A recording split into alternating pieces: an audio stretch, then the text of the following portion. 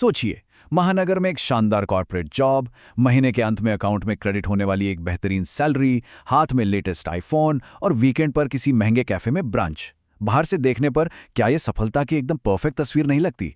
बिल्कुल लगती है। लेकिन महीने के आखिरी हफ्ते में जैसे ही बैंक बैलेंस चेक करते हैं तो एक अजीब सी घबराहट होने लगती है। सैलरी इतनी अच्छी है, फिर भी अकाउंट हमेशा खाली क्यों महसूस होता है? आज के इस विश्लेषण में हम इसी कड़वे सच और विरोधाभास को डिकोड करने जा रहे हैं। हम समझेंगे कि कैसे फेक रिच यानी नकली अमीरी का ये भ्रम आज के युवा प्रोफेशनल्स को अपनी गिरफ्त में ले रहा है। सीए नितिन कौशिक की ये बात हमारे आज के शहरी जीवन की उस सच्चाई को एकदम बेनकाब कर देती है जिसे हम अक्सर नज़रअंदाज कर जाते हैं। जरा सोचिए, एक चमकदार कार जिसकी ईएमआई कभी खत्म ही नहीं होती और क्रेडिट कार्ड पर ली गई महंगी छुट्टियां। ये सब सोशल मीडिया पर तो बहुत शानदार लगता है, लेकिन इसके पीछे छूट जाता है गहरा आर्थिक तनाव और जीरो इन्वेस्टमेंट। असल में हम एक ऐसे जाल में फंस गए हैं जहां अमीर बनने से ज्यादा जोर अमीर दिखने पर है। आज की इस चर्चा में हम इन 6 अहम पहलुओं पर तेजी से बात करेंगे। फेक रिच का भ्रम, सोशल मीडिया का दबाव, लाइफस्टाइल इन्फ्लेशन का जाल, आज के आराम बनाम कल की सुरक्षा, अपने निवेश को ऑटोमेट करने का तरीका और आखिर में सबसे जरूरी क्वाइट वेल्थ का माइंडसेट। तो सबसे पहले आते हैं हमारे पहले पॉइंट पर, फेक रिच का भ्रम। असल में आजकल इमेज और इनकम के बीच एक बहुत बड़ा कंफ्यूजन पैदा हो गया है। आज के समय में सफलता की परिभाषा पूरी तरह से बदल चुकी है। अब फोकस किसी की नेटवर्थ पर नहीं बल्कि इस बात पर है कि लाइफस्टाइल कितनी फैंसी दिख रही है। अगर हम अमीर दिखने और सच में अमीर होने की तुलना करें तो जमीन आसमान का फर्क नजर आता है। अमीर दिखने का मतलब है हर महीने कटने वाली भारी भरकम ईएमआई, डिजाइनर कपड़े, महंगी वीकेंड पार्टियां और इन सब का नतीजा शून्य बजट और मानसिक रूप से पूरी तरह बर्नआउट हो जाना। वहीं दूसरी तरफ सच में अमीर होने का मतलब बिल्कुल अलग है। इसका मतलब है असली निवेश करना, ऐसी संपत्ति बनाना जिसकी कीमत समय के साथ बढ़े और सबसे बड़ी बात, मानसिक शांति हासिल करना। ये पेचेक टू पेचेक वाली थका देने वाली जिंदगी और एक सुरक्षित भविष्य के बीच का सीधा अंतर है। इसे एक आम सैलरी के उदाहरण से समझते हैं। मान लीजिए शहर में रहने वाले किसी 25 साल के युवा की सैलरी 50,000 रुपए है। इसमें से 15-20 हजार तो सीधे महानगरों के भारी किराए में चले जाते हैं। 10,000 रुपए लेटेस्ट फोन या कार की ईएमआई में कट जाते हैं। फिर वीकेंड पार्टीज और फूड डिलीवरी ऐप्स पर कम से कम 5,000 रुपए और उड़ जाते हैं। इस गणित को देखिए, शहर में रहने की ऊंची लागत और तुरंत आराम पाने की चाहत पूरी सैलरी को कैसे निचोड़ लेती है, और महीने के अंत में असली बचत अक्सर बिल्कुल शून्य। लेकिन ये सब हो क्यों रहा है? इसका जवाब हमारे दूसरे पॉइंट में छिपा है, सोशल मीडिया और लोग क्या कहेंगे वाला माइंडसेट।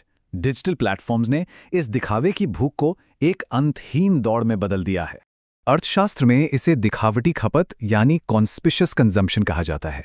इसका सीधा सा मतलब है कि चीजें इसलिए नहीं खरीदी जा रही हैं क्योंकि उनकी सच में कोई जरूरत है, बल्कि इसलिए खरीदी जा रही हैं ताकि समाज में रुतबा बड़ा दिखे।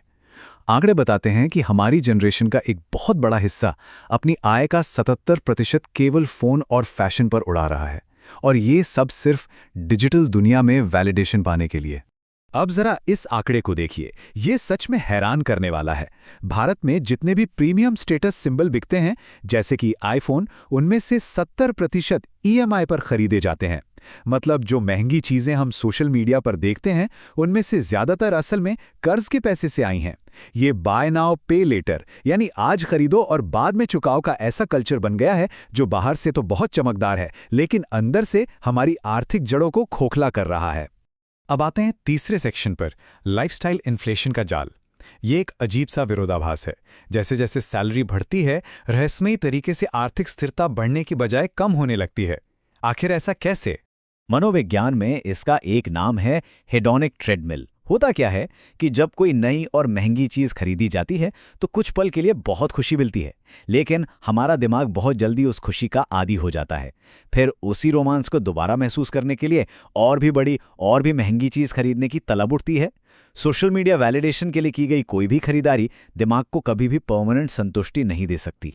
और यहीं से लाइफस्टाइल इन्फ्लेशन का दर्दनाक गणित शुरू होता है। मान लीजिए अगर आय 25% बढ़ती है तो खर्चे 30% बढ़ जाते हैं। हर बार जब इंक्रीमेंट मिलता है तो पैसे बचाने के बजाय तुरंत एक बड़ा घर किराए पर ले लिया जाता है या नई कार बुक कर दी जाती है। इस चक्कर में इंक्रीमेंट का वो पैसा कभी इन्वेस्टमेंट अकाउंट तक पहुंच ही नहीं पाता। और ये 33% का आंकड़ा एक बहुत बड़ी चेतावनी है। रिसर्च के मुताबिक एक औसत वेतनभोगी व्यक्ति की मासिक आय का 1/3 हिस्सा यानी पूरा 33% अब सीधे लोन की ईएमआई चुकाने में चला जाता है। मतलब सैलरी का एक बड़ा हिस्सा हाथ में आने से पहले ही किसी और का हो चुका है।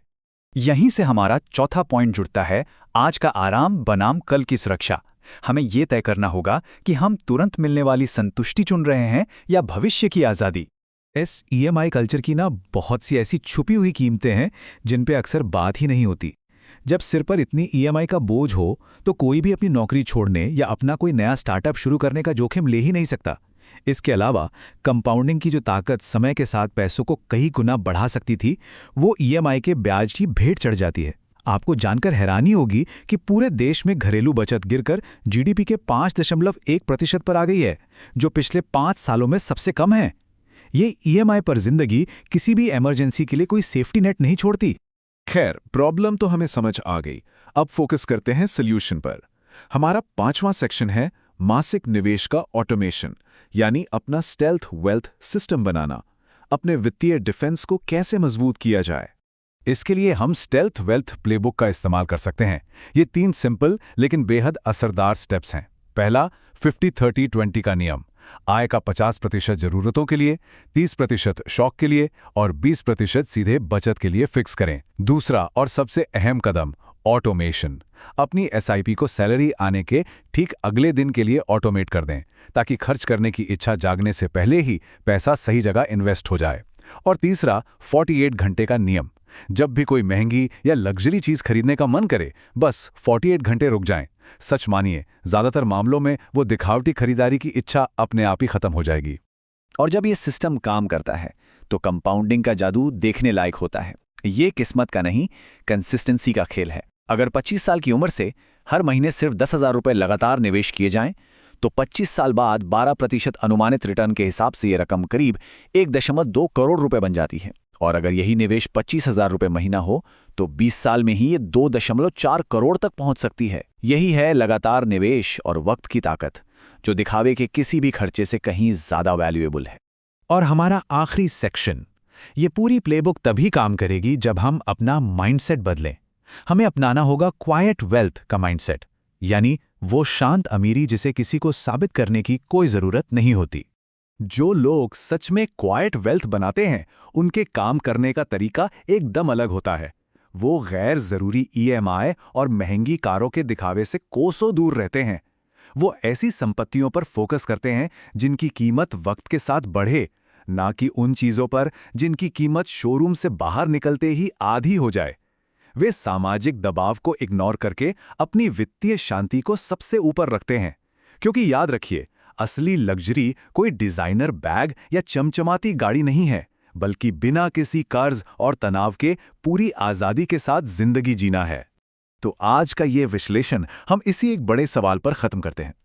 एक तरफ दिखावे की अंधीन दौड़ है और दूसरी तरफ शांति से असली संपत्ति बनाने का रास्ता। फोन का हर एक स्वाइप और हर एक ईएमआई ये तय कर रही है कि हम किस तरफ जा रहे हैं। तो क्या हमारी जनरेशन वेल्थ क्रिएटर बनेगी या सिर्फ सोशल मीडिया फीड को शानदार दिखाने वाले कंगाल कंज्यूमर बनकर रह जाएगी? चुनाव पूरी तरह से हमारा है। इस पर गहराई से सोचेगा जरूर।